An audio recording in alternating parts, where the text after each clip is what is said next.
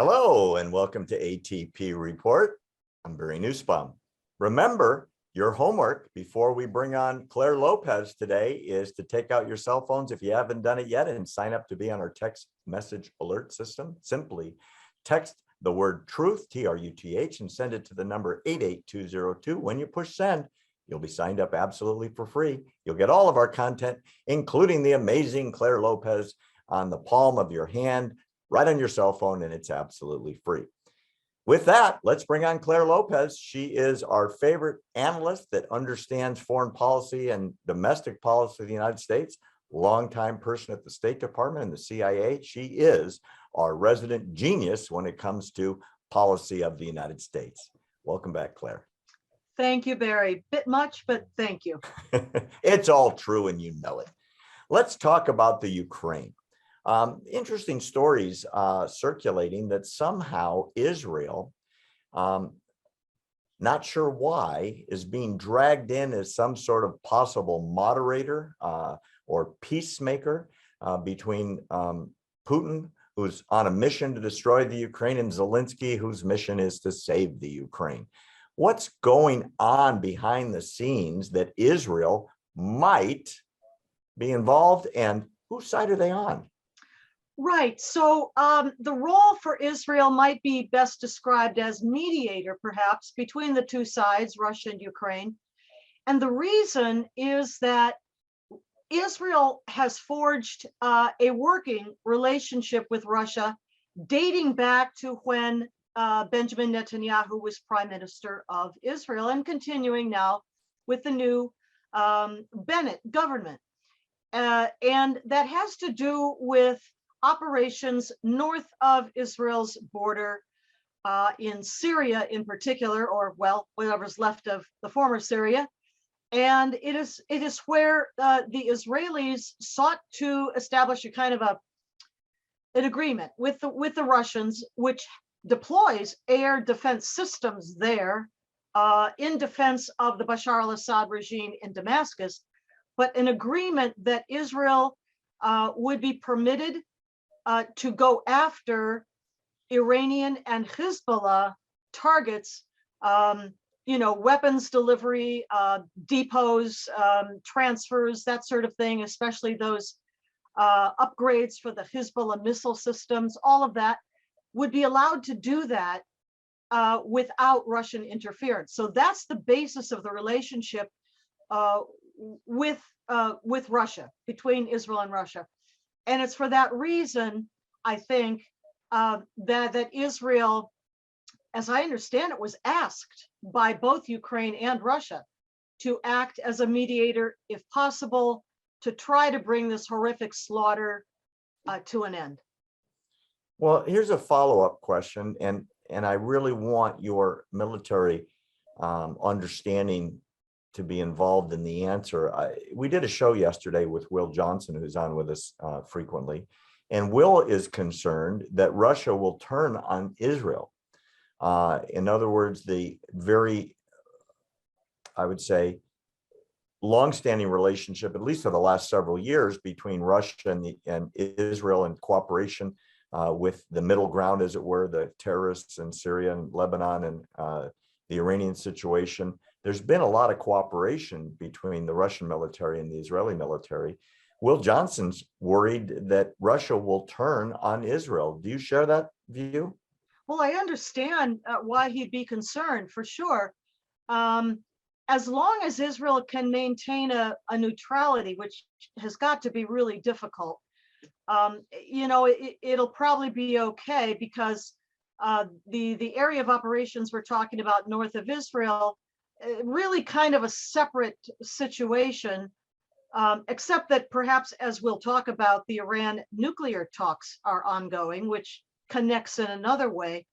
But as long as Israel is a good faith mediator, trying to broker some kind of a ceasefire, it should probably be okay for Israel. Whether they'll succeed or not is a whole nother question. Russia seems absolutely pell-mell bent upon conquering Ukraine by reducing it to rubble, essentially, at this point, because its military has performed so poorly on the ground. But I share Will's concern, absolutely. But I think it should be okay for Israel charting a mediator course, a neutral mediator course. You just made an interesting point, which I really need to ask you about. How is it possible?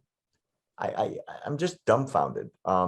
Russia has been portrayed as somewhere between the second and third most powerful army on earth, militarily, behind the United States and China. And yet Ukraine isn't even in the top 20. And Russia is bogged down everywhere. They have control of the skies mostly.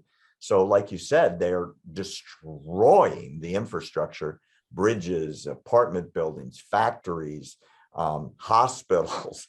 They're bombing the heck out of the Ukraine. And like you said, when you look at the videos, my God, the destruction is horrible. And the disruption of tens of millions of lives is unparalleled since World War II.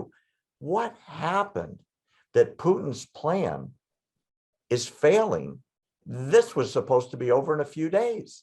Yeah, well, Barry, before the invasion on February 24th, I believe it was, by Russia of Ukraine, there were a number of commentators and observers, astute observers, like retired General Jack Keane at the Institute for the Study of War, or Kash Patel, for example, or Russian commentators, former close associates of Putin, for example, Andrei Ilarionov.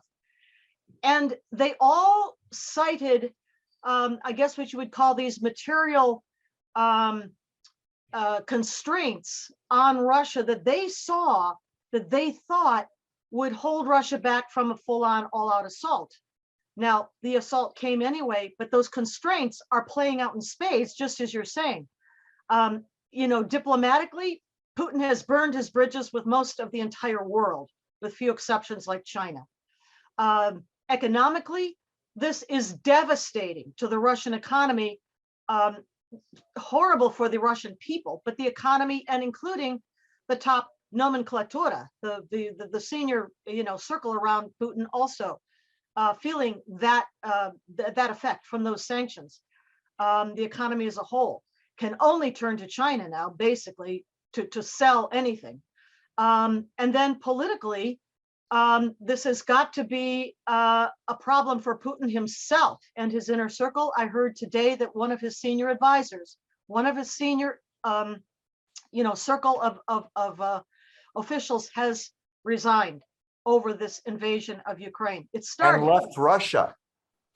and well, yes, I think that was wise move for him. But finally, then the military. Putin and the observers were correct. Putin was not able to maintain the lengthy supply line from Russia into what is a very huge country, Ukraine, and all of these different fronts that they're trying to open against Kiev in the north, in Kharkiv in the northeast, down in Mariupol in the south, along the Sea of Azov and the Black Sea. Not able to do that, and we're seeing that the Ukrainians, with a tremendous fighting, patriotic, nationalist spirit, and the home turf advantage, are able thus far to hold off the Russians from taking over even one major Ukrainian city. So all of these things were foreseen and were thought to be constraints on the invasion itself. But as the invasion went forward anyway, they're playing out in spades. This is exactly what was foreseen. I know you've looked at these numbers. I don't know if our viewers have, but the reported destruction of hardware of the Russian military is overwhelming. I'm talking about planes, helicopters, APCs, tanks, trucks, thousands and thousands of individual hardware, expensive military hardware, is in rubble across Ukraine.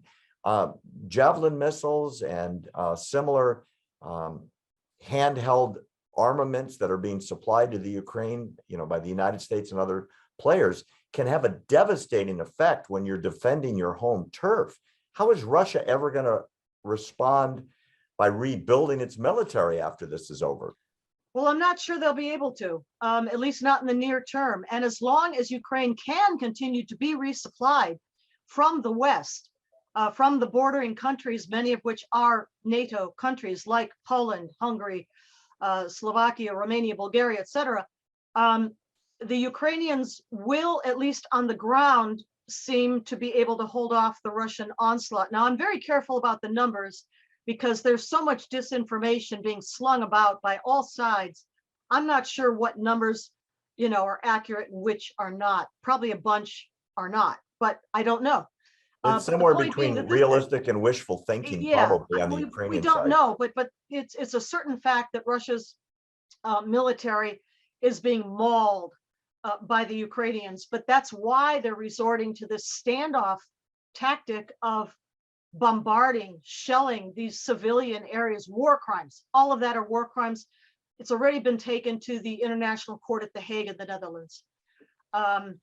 Where that will go, we'll see. But what's your that's prognosis? why they're resorting to that kind of bombardment. What's your prognosis, Claire? How does this end? It's hard for me to say. I'm hopeful that somehow a negotiated ceasefire can be arranged.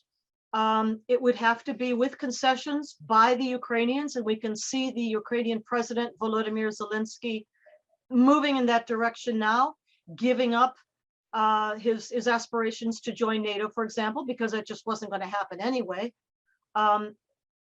Ceding Crimea to Russia, it's gone. Fact on the ground, it's gone.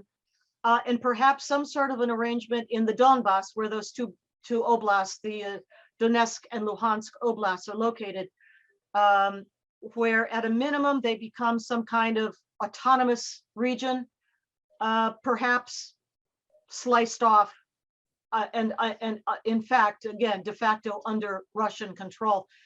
Maybe something like that, but it does not look like Putin will be able to decapitate the regime. I'm sorry, will be able to decapitate the government in Kiev. Hopefully not, or take the capital city. And so some kind of negotiated settlement, hopefully, will be able to be reached.